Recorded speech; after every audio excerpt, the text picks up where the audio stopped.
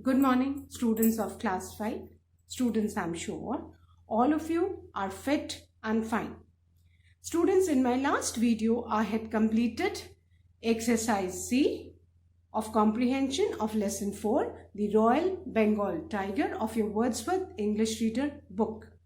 Now today also, I'm going to continue with the exercises of lesson 4, the Royal Bengal Tiger. So all of you, please take out your English notebook and your Wordsworth English Reader book. Turn the page to page number 32.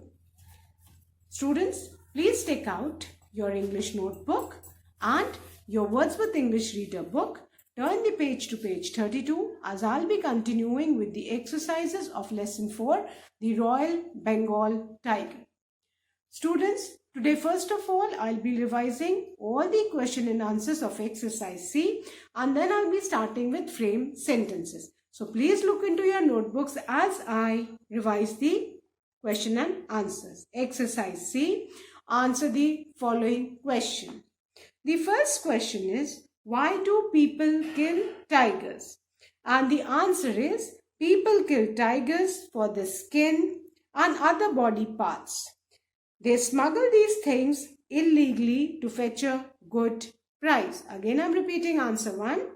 People kill tigers for their skin and other body parts. They smuggle these things illegally to fetch a good price. Question 2. What does the Royal Bengal Tiger symbolize as the national animal of India? The answer is, the tiger as the national animal of India symbolizes the power, strength, elegance, alertness, intelligence and tolerance of the nation. Again, I'm repeating, the tiger as the national animal of India symbolizes the power, strength, elegance, alertness, intelligence and tolerance of the nation. Question 3. Why is the population still not satisfactory? Give 3 reasons. Answer 3 is, the population of tigers is still not satisfactory due to, the first point is, illegal poaching of the tigers. Second point, negligence of the authorities. Third point, deforestation. Again, I'm repeating answer 3. The population of tigers is still not satisfactory due to, the first point is illegal poaching of the tigers. Second, negligence of the authorities. Third, deforestation. Question number 4. Why has there been a fall in the population of tigers? The answer is, there has been a fall in the population of tigers due to illegal poaching, human-wildlife conflict, loss of habitat and negligence of the authorities. Again, I'm repeating answer 4. There has been a fall in the population of tigers due to illegal poaching, human-wildlife conflict, loss of habitat and negligence of the authorities. Question 5. How can we say that the efforts made to protect the tigers are showing results? The answer is, the efforts made to protect the tigers are showing results because the latest estimates show that 2,226 tigers roamed through the forest reserves in the country in 2014. This shows an increase in the number of tigers. With this, India has around 70% of the world's around 3,000 tigers. Again, I'm repeating answer 5. The efforts made to protect the tigers are showing results because the latest estimates show that 2,226 tigers roamed through the forest reserves in the country in 2014. This shows an increase in the number of tigers. With this, India has around 70% of the world's around 3,000 tigers. So these were the question and answers which I have revised now. Now I'm going to start with frame sentences. We have read many new words. Now we know the meanings also. Now we need to know how to use these words in our language. So we'll frame sentences. Fine. So give the heading frame sentences. This exercise has to be done in the notebook. Frame sentences. And students, the first word is grace. The first word is grace. And grace means smoothness and elegance of movement. है ना? Smoothness and elegance of movement. And the sentence is, the dancers' grace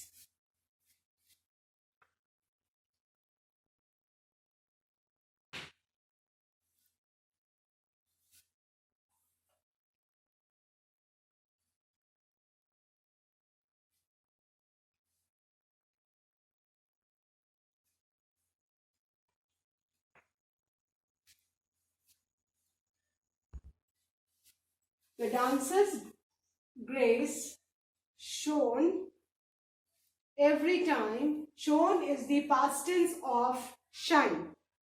Every time the dancer's grace shown every time she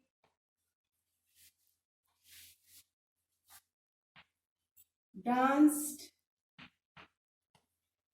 on the stage.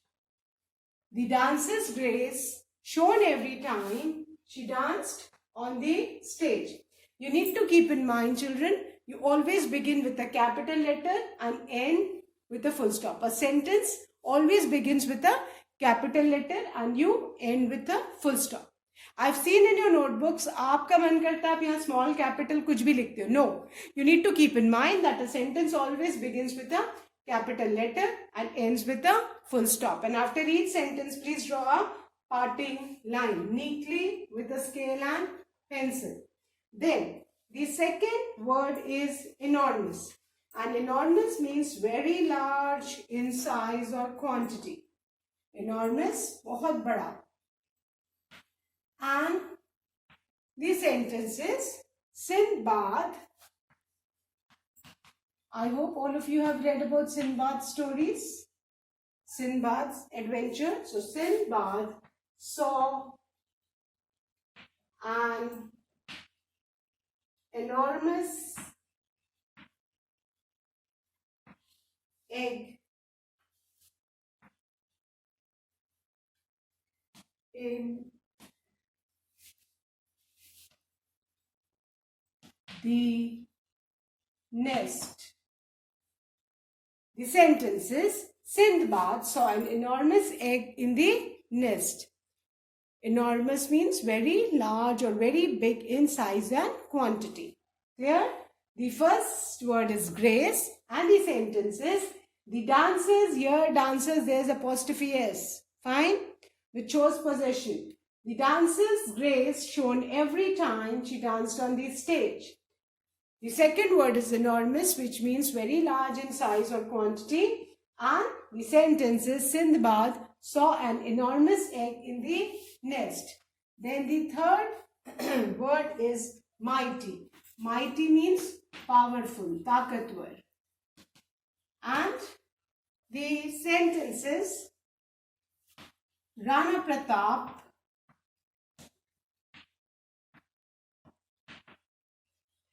was a mighty king. Rana Pratap was a mighty king.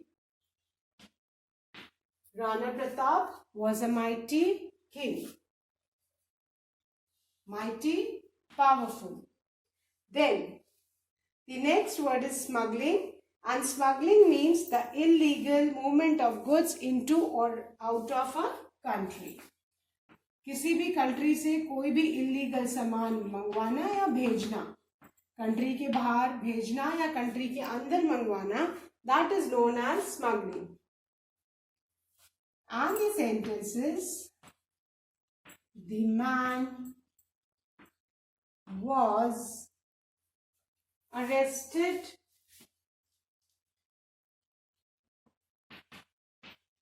Police arrest करती पता है ना, for smuggling The man was arrested for smuggling gold in the country. The sentence is, the man was arrested for smuggling gold in the country. So I hope all of you have written these 4 sentences. Now let's revise, then I'm going to erase. The first word is grace, and the sentence is, the dancer's grace shone every time she danced on the stage. The second word is enormous, and the sentence is, Sindbad saw an enormous egg in the nest. The third word is mighty, and the sentence is, Rana Pratap was a mighty king. The meaning of mighty is powerful. Rana Pratap was a mighty king. The fourth word is smuggling, and the sentence is, the man was arrested for smuggling gold in the country. Sorry. Smuggling means illegal movement of goods into or out of the country. Country के अंदर goods लाना या country के बाहर goods भेजना illegally, which the law does not permit, that is known as smuggling. So I hope all of you have written these 4 sentences. Now I'm going to erase and write the 5th one.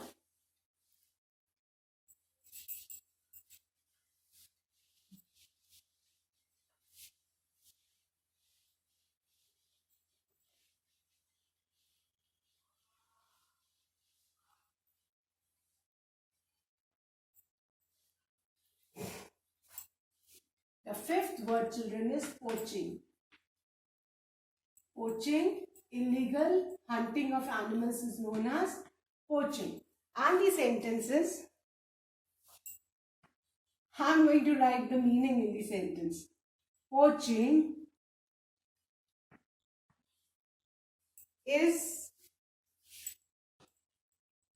means to hunt animals illegally.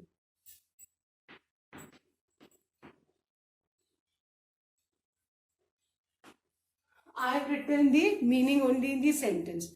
Poaching means to hunt animals illegally. Clear?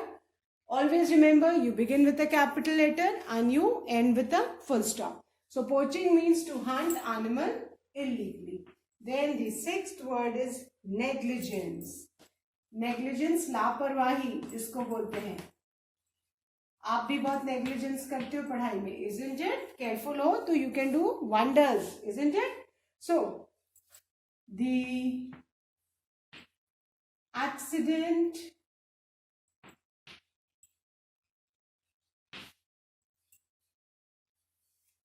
was due to the drivers. The accident was due to the driver's negligence. Negligence, लापरवाही. So, the sentence is, the accident was due to the driver's negligence. Driver की negligence, driver की लापरवाही के कारण accident हुआ. Then, the last word is tolerance.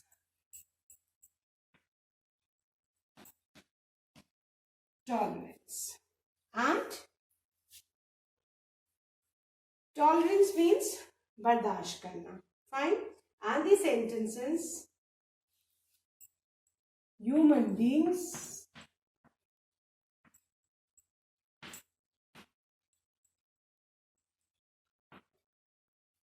have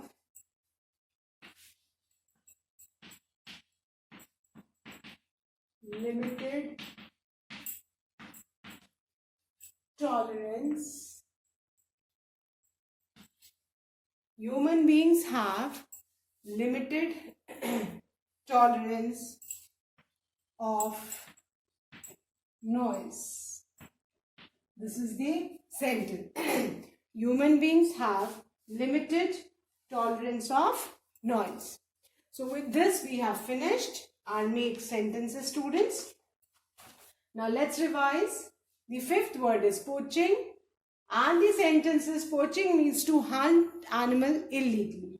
The sixth word is negligence, and the sentence is the accident was due to the driver's negligence.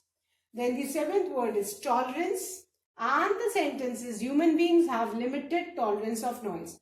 Keep in mind, you must begin with a capital letter and you need to end with a full stop. So I hope all of you have written, students. So now I'm going to erase this and I'm going to start with the language structure exercise.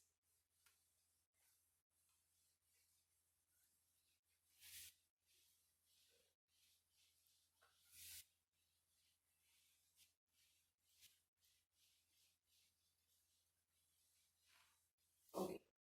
Now the language structure exercise. Please turn to page number 33.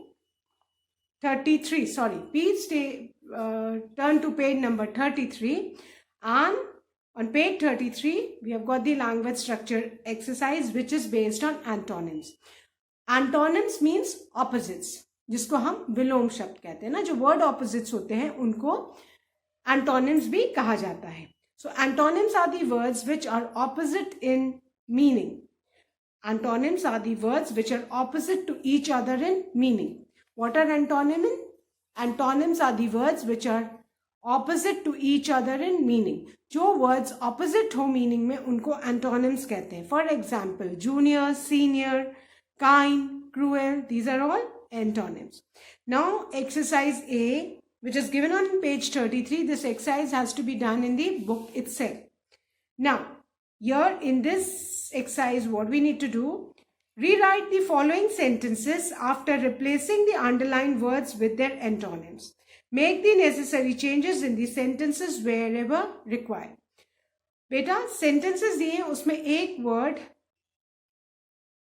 underlined है और उसका हमें antonym लिख के sentence लिखना है again, and we need to make necessary changes. Fine. So let's write the heading first. You already have got the heading in your book. Exercise A. Rewrite the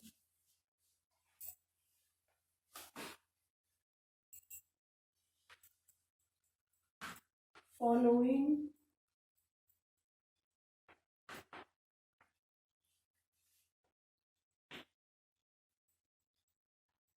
sentences after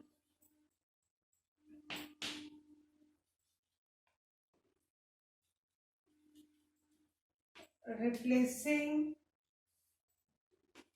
the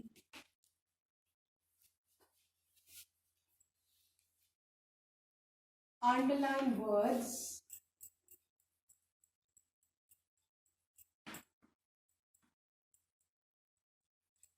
with their antonyms.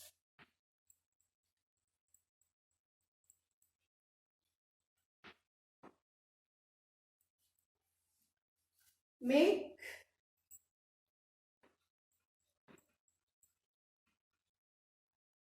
the necessary changes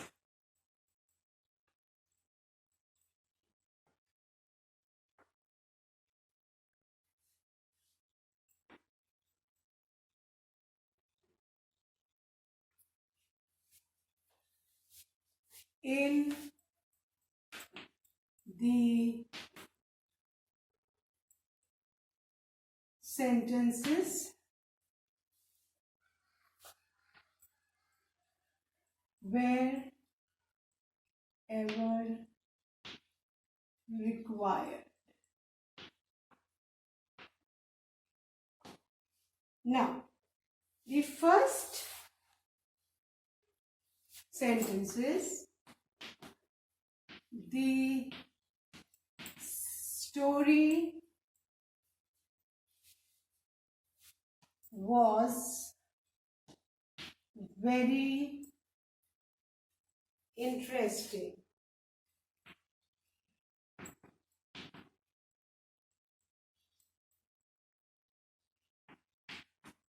And the underlined word is interesting.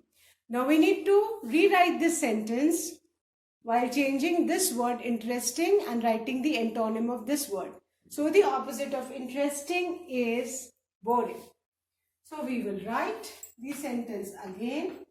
You please write this in the book only. The story was very boring.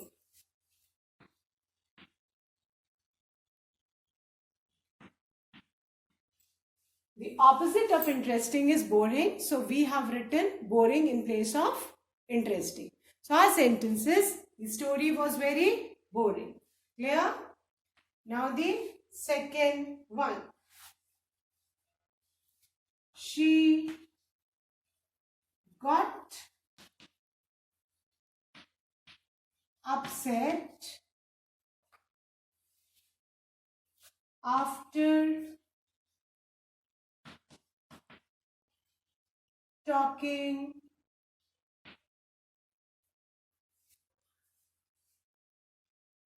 to Sunil over phone. She got upset after talking to Sunil over phone. Upset means परेशान हो जाना, दुखी हो जाना, sad हो जाना. Fine. So the opposite of upset is happy. So we will write, she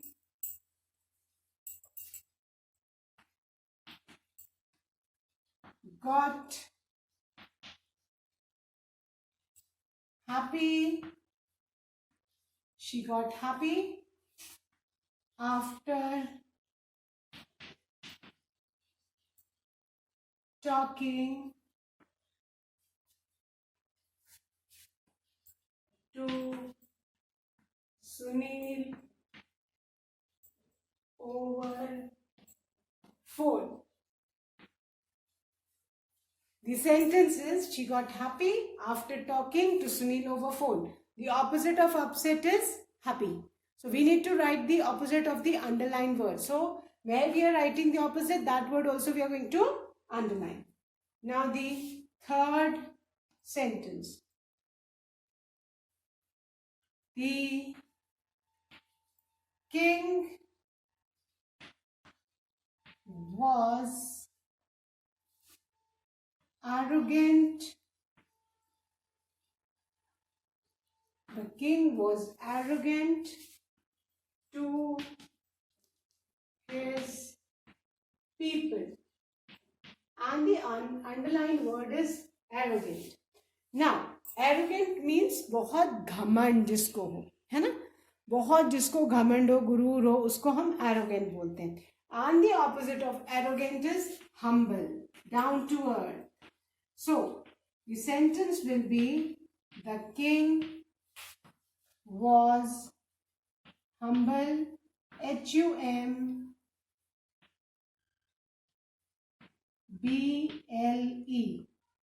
The king was humble to his people. Fine. The king was humble to his people. Again, I'll revise these three sentences and then I'll erase. We need to write the opposite of the underlined word. So the first sentence, the underlined word is interesting and the opposite of interesting is boring.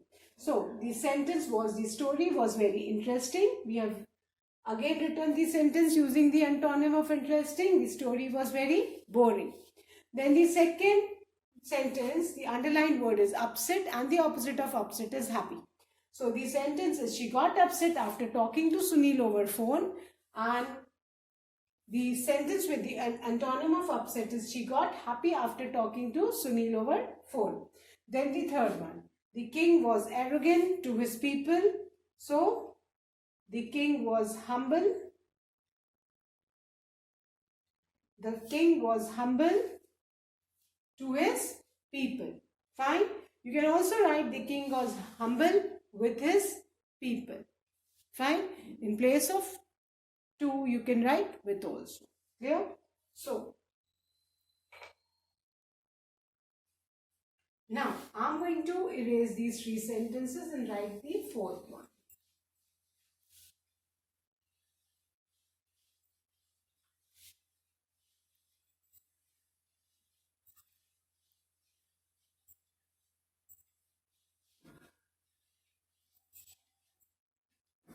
Now, the 4th one is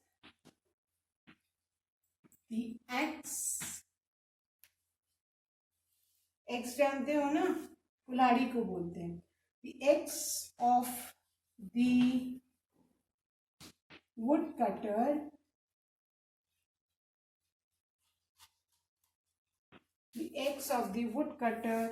was blunt. Blunt जानते हो ना, जिसकी धार नहीं होती है ना, जिससे कोई भी चीज नहीं कटता है. धार खराब हो जाती तो blunt हो जाते हैं. So the opposite of blunt is sharp. So our sentences with the opposite word, the X of the woodcutter was sharp. Blunt का opposite क्या है बेटा? Sharp. The X of the woodcutter was sharp. Then the 5th one. This bread is not fresh. This bread is not fresh.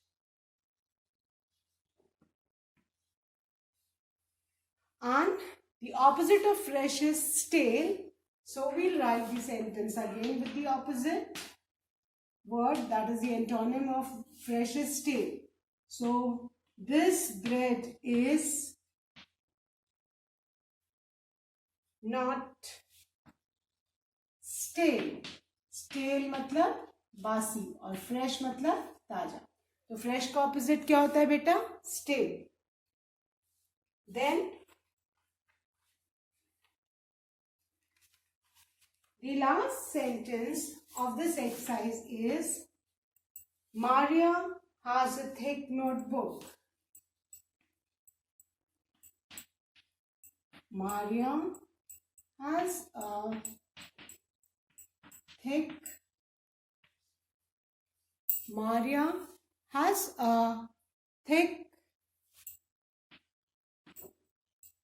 notebook. And the underlined word is thick, and the opposite of thick is thin. Opposite of thick is thin. So we will write Maria has a thin notebook. Fine. So that's all in this exercise. I'll revise this again. Now the fourth one. The X of the woodcutter was blunt. The underlined word is blunt. And blunt means जिसकी धार sword की, knife की, scissor की जब वो नहीं काट पाता है, धार खराब हो जाती तो उसको हम blunt बोलते हैं. And blunt का opposite क्या है? Antonym is sharp. So our sentence is the axe of the woodcutter was sharp. Then the fifth one. This bread is not fresh. The opposite of fresh is stale. So again we have written this sentence with the antonym, and a sentence is this bread is not stale. The opposite of fresh is stale. S-T-A-L-E, stale. Then the sixth one. Maria has a thick notebook. The underlined word is thick and the opposite is thin. So our sentence with the antonym is Maria has a thin notebook. So I hope all of you have written these 6 sentences in the book on page 33, exercise A of language structure. बेटा ये exercise आपको book में ही करनी है. You are not supposed to write this in your notebook because there's space given in the book. आपकी book में space दी है line bani hai, so please do this exercise in the book only. Fine. So students, that's all for today. Please do learn and revise all the taught exercises. Read the lessons. That's all for today. Thank you, students. Good day ahead.